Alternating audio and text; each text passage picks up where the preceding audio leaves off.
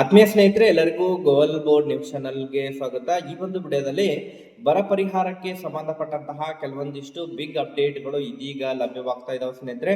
ಹೌದು ಸ್ನೇಹಿತರೆ, ಈಗಾಗಲೇ ರಾಜ್ಯದ ಉತ್ತರ ಕರ್ನಾಟಕ ಭಾಗದ ಜಿಲ್ಲೆಗಳಲ್ಲಿ ಮತ್ತು ರಾಜ್ಯದ ಸುಮಾರು 110ರಿಂದ 114 ತಾಲೂಕುಗಳಲ್ಲಿ ಬರ ಪರಿಹಾರಕ್ಕೆ ಸಂಬಂಧಪಟ್ಟಂತೆ ಈಗಾಗಲೇ ಸಮೀಕ್ಷೆ ಕಾರ್ಯ ಏನು ಪ್ರಾರಂಭವಾಗಿತ್ತು ಸ್ನೇಹಿತರೆ. ಕಳೆದ ಸುಮಾರು 2-3 ದಿನಗಳಿಂದ ಕೂಡ ರಾಜ್ಯದ ಉಸ್ತುವಾರಿ ಸಚಿವರು ಕೂಡ ತಮ್ಮ ಒಂದು ಜಿಲ್ಲೆಯ ಪ್ರವಾಸವನ್ನ ಕೂಡ ಕೈಗೊಂಡು ಬರ ಅಧ್ಯಯನಕ್ಕೆ ಸಂಬಂಧಪಟ್ಟಂತೆ ಈಗಾಗಲೇ ವರದಿಯನ್ನ ಕೂಡ ಸಲ್ಲಿಸಿದರೆ ಸ್ನೇಹಿತರೆ. ಒಟ್ಟಾರೆಯಾಗಿ ಬರ ಪರಿಹಾರಕ್ಕೆ ಸಂಬಂಧಪಟ್ಟಂತೆ ನಿನ್ನೆ ಅಷ್ಟೇ ರಾಜ್ಯದ ಮುಖ್ಯಮಂತ್ರಿಯಾಗಿರುವಂತಹ ಡಿ.ಕೆ. ಶಿವಕುಮಾರ್ ಅವರ ನೇತೃತ್ವದಲ್ಲಿ ಬರ ಪರಿಹಾರಕ್ಕೆ ಸಂಬಂಧಪಟ್ಟಂತಹ ಕೆಲವೊಂದಿಷ್ಟು ಮಹತ್ವದ ಚರ್ಚೆಗಳು ನಡೆದಿದ್ದಾವೆ ಸ್ನೇಹಿತರೆ. ಸೊ ಹಾಗಾದ್ರೆ ಯಾವ ಜಿಲ್ಲೆಗಳಿಗೆ ಬರ ಪರಿಹಾರ ಘೋಷಣೆಯನ್ನ ಮಾಡುವಂತಹ ನಿರೀಕ್ಷೆಗಳಿದಾವೆ, ಎಷ್ಟು ಜಿಲ್ಲೆಗಳಿಗೆ ಘೋಷಣೆ ಆಗುವಂತಹ ಸಾಧ್ಯತೆಗಳಿದಾವೆ ಮತ್ತು ಬರ ಪರಿಹಾರ ಎಷ್ಟು ಪ್ರಮಾಣದಲ್ಲಿ ಜಮಾ ಆಗುವಂತಹ ನಿರೀಕ್ಷೆ ಇದೆ, ಅದರ ಜೊತೆಗೆ ಕೆಲವೊಂದಿಷ್ಟು ಜಿಲ್ಲೆಗಳಿಗೆ ಇನ್ನು ಬೆಳೆ ಹಾನಿಗೆ ಸಂಬಂಧಪಟ್ಟಂತೆ ಕೂಡ ಕೆಲವೊಂದಿಷ್ಟು ಸಮೀಕ್ಷೆ ಕೂಡ ನಡೆಸಿದ್ದಾರೆ ಸ್ನೇಹಿತರೆ.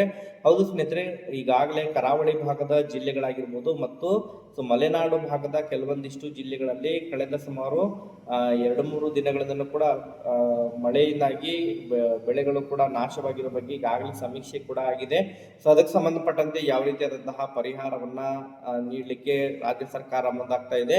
ಸೊ ಬರ ಪರಿಹಾರಕ್ಕೆ ಸಂಬಂಧಪಟ್ಟಂತೆ ಬಹುತೇಕ ಜಿಲ್ಲೆಗಳಲ್ಲಿ ಮಳೆ ಕೊರತೆ ಉಂಟಾಗಿದ್ದು, ಈಗ ಬರ ಅಧ್ಯಯನಕ್ಕೆ ಸಂಬಂಧಪಟ್ಟಂತೆ ಮತ್ತು ಈಗಾಗಲೇ ಅನೇಕ ರೈತಪರ ಸಂಘಟನೆಗಳ ವತಿಯಿಂದ ಕೂಡ ನಿರಂತರವಾಗಿ ಒತ್ತಾಯಗಳು ಕೂಡ ಕೇಳಿಬರ್ತಾ ಇದ್ದಾವೆ. ಆದಷ್ಟು ಶೀಘ್ರದಲ್ಲಿ ರಾಜ್ಯದ ಜಿಲ್ಲೆಗಳಿಗೆ ಯಾವೆಲ್ಲ ಜಿಲ್ಲೆಗಳು ಮಳೆಯ ಕೊರತೆ ಉಂಟಾಗ್ತಾ ಇದ್ದಾವೆ ಆ ಒಂದು ಜಿಲ್ಲೆಗಳಿಗೆ ಏನು ಬರಪೀಡಿತ ತಾಲೂಕುಗಳಾಗಿರ್ಬೋದು ಅಥವಾ ಬರಪೀಡಿತ ಜಿಲ್ಲೆಗಳಂತ ಹೇಳಿ ಘೋಷಣೆಯನ್ನ ಮಾಡಬೇಕು ಎನ್ನುವಂತಹ ಈಗಾಗಲೇ ಪಟ್ಟಣ ಹಿಡ್ಕೊಂಡು ಕುಂತಿದ್ದಾರೆ ಸ್ನೇಹಿತರೆ. ಅದಕ್ಕೆ ಸಂಬಂಧಪಟ್ಟಂತೆ ನಿನ್ನೆ ಕೂಡ ಕೆಲವೊಂದಿಷ್ಟು ಚರ್ಚೆಗಳು ನಡೆದಿದ್ದು, ಬರ ಅಧ್ಯಯನಕ್ಕೆ ಸಂಬಂಧಪಟ್ಟಂತೆ ಯಾವ ರೀತಿ ಕ್ರಮಗಳನ್ನ ತೆಗೆದುಕೊಳ್ತಾ ಇದ್ದಾರೆ ಮತ್ತು ಕೇಂದ್ರದಿಂದನೂ ಕೂಡ ಯಾವ ರೀತಿ ಬರ ಪರಿಹಾರಕ್ಕೆ ಸಂಬಂಧಪಟ್ಟಂತೆ ಯಾವ ರೀತಿ ಕೇಂದ್ರ ಸರ್ಕಾರ ನೆರವನ್ನ ನೀಡ್ತಾ ಇದೆ ಅದರ ಬಗ್ಗೆನೂ ಕೂಡ ತಮಗೆ ಕಂಪ್ಲೀಟ್ ಆದಂತಹ ಇನ್ಫಾರ್ಮೇಶನ್ ಅನ್ನ ಈ ಒಂದು ವಿಡಿಯೋದ ಮೂಲಕ ಮಾಹಿತಿಯನ್ನ ತಿಳಿಸ್ತಾ ಹೋಗ್ತೀನಿ ಸ್ನೇಹಿತರೆ. ವಿಡಿಯೋ ಕೂಡ ತಮಗೆ ಸಹಾಯ ಆಗಲಿದೆ. ಸೊ ಆ ಕಾರಣಕ್ಕಾಗಿ ಪ್ರತಿಯೊಬ್ಬರು ಕೂಡ ತಾವು ಚಾನೆಲ್ ಅನ್ನ ಸಬ್ಸ್ಕ್ರೈಬ್ ಮಾಡಿಕೊಂಡೇ ವಿಡಿಯೋನ ವೀಕ್ಷಣೆ ಮಾಡಬೇಕು. ಹಾಗಾದ್ರೆ ಬನ್ನಿ ಸ್ನೇಹಿತರೆ, ತಡ ಮಾಡದೆ ಈ ಒಂದು ವಿಡಿಯೋನ ಪ್ರಾರಂಭಿಸೋಣ. ಹೌದು ಸ್ನೇಹಿತರೆ, ಈಗಾಗಲೇ ಏನು ಜೂನ್ ಮತ್ತು ಜುಲೈ ತಿಂಗಳಿನಲ್ಲಿ ವಾಡಿಕೆಗಿಂತಲೂ ಕೂಡ 60-70% ಮಳೆ ಕೊರತೆ ಉಂಟಾಗಿದ್ದು, ರಾಜ್ಯದ ಬಹುತೇಕ ಜಿಲ್ಲೆಗಳಲ್ಲಿ ಬಿತ್ತನೆ ಕಾರ್ಯ ಮಂದಗತಿಯಲ್ಲಿ ಸಾಗ್ತಾ ಇದೆ.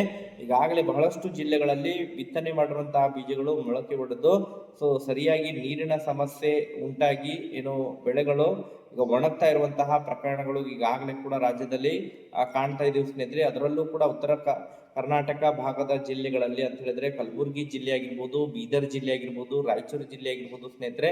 ಅದ್ರ ಜೊತೆಗೆ ಇನ್ನಿದ್ರೆ ಹಲವಾರು ಗದಗ ಜಿಲ್ಲೆ ಆಗಿರ್ಬೋದು, ಬಹಳಷ್ಟು ಜಿಲ್ಲೆಗಳಲ್ಲಿ ಬರ ಪರಿಸ್ಥಿತಿ ಉಂಟಾಗಿದ್ದು, ಆದಷ್ಟು ಶೀಘ್ರದಲ್ಲಿ ಬರ ಅಧ್ಯಯನವನ್ನ ಕಂಪ್ಲೀಟ್ ಆಗಿ ಪೂರ್ಣಗೊಳಿಸಿ ಸೊ ರಾಜ್ಯದ ಯಾವ ಜಿಲ್ಲೆಗಳಲ್ಲಿ ಮಳೆ ಪ್ರಮಾಣ ಬಹಳ ತೀರ ಕಡಿಮೆ ಇದೆ ಅಂತಹ ಒಂದು ಜಿಲ್ಲೆಯನ್ನ ಸೊ ಬರ ಪೀಡಿತ ತಾಲೂಕು ಆಗಿರ್ಬೋದು ಅಥವಾ ಬರಪೀಡಿತ ಜಿಲ್ಲೆ ಅಂತ ಹೇಳಿ ಘೋಷಣೆಯನ್ನ ಮಾಡಬೇಕು ಎನ್ನುವಂತಹ ನಿಟ್ಟಿನಲ್ಲಿ ನಿರಂತರವಾಗಿ ರೈತ ಪರ ಸಂಘಟನೆಗಳ ಮೂಲಕ ನಿರಂತರವಾಗಿ ಸರ್ಕಾರಕ್ಕೆ ಈಗಾಗಲೇ ಮನವಿಯನ್ನ ಸಲ್ಲಿಸ್ತಾನೆ ಇದ್ದಾರೆ ಸ್ನೇಹಿತರೆ.